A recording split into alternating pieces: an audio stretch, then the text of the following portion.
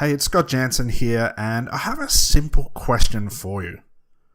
What do you do if your clients say you're too expensive? I mean, don't you hate when you hear this? You're too expensive, and I'll go find another hypnotist who is cheaper. I'd have to put this at the top of the most common complaints that you'll hear from customers. So the question is, what can be done? Well, there are actually two options at this point when you hear these dreaded complaints. Option 1 is to simply do nothing and wish them luck. This is the easiest thing to do, but not the most constructive way to build your business and your income.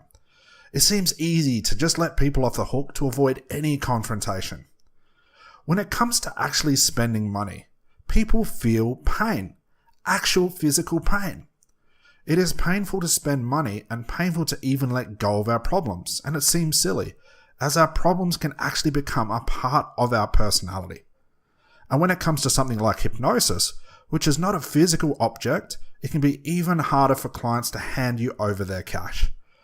Essentially, as a therapist and a hypnotist, we are basing our service on one big promise. You are essentially saying, pay me money and I'll talk to your mind and tell it to change, so pay me. The second option, and the most favorable option, is to get curious.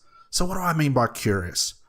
Well, for starters, if a customer has called you or even dropped into your office, they must have a real reason. And being too expensive is never the reason for saying no. It's more about the level of intensity of the problem that is being justified by your price. Let me explain. The higher the level of intensity of their problem, the more likely your client will want it gone now, and the price will never come into the equation. You will find 9 times out of 10 for clients that say no to you are not saying you're too expensive. They are saying the problem isn't severe enough to spend any money on it. So getting curious will help you find exactly what they're saying. Essentially, we want to question the objection. Never take it at face value. Investigating the mindset of why they think you're too expensive will uncover the real issue behind their statement. Just like you investigate an actual addiction or any problem to find out more information about it, treat the too expensive excuse as just another problem. And ask questions like why, how, who, when, and even what questions to investigate. The big reason why people will argue your price is that, like every other business on this planet, is you have competition. And as a hypnotist, you have so much competition who can all, at any time they want to, just like you can, drop their price and win the customer. I talk about this in fine detail in my Clients That Pay program. But essentially, customers have too much choice.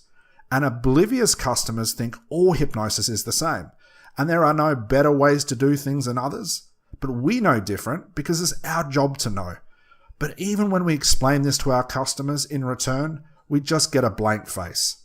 So use option 2 to investigate the mindset and don't take it personally if they say no.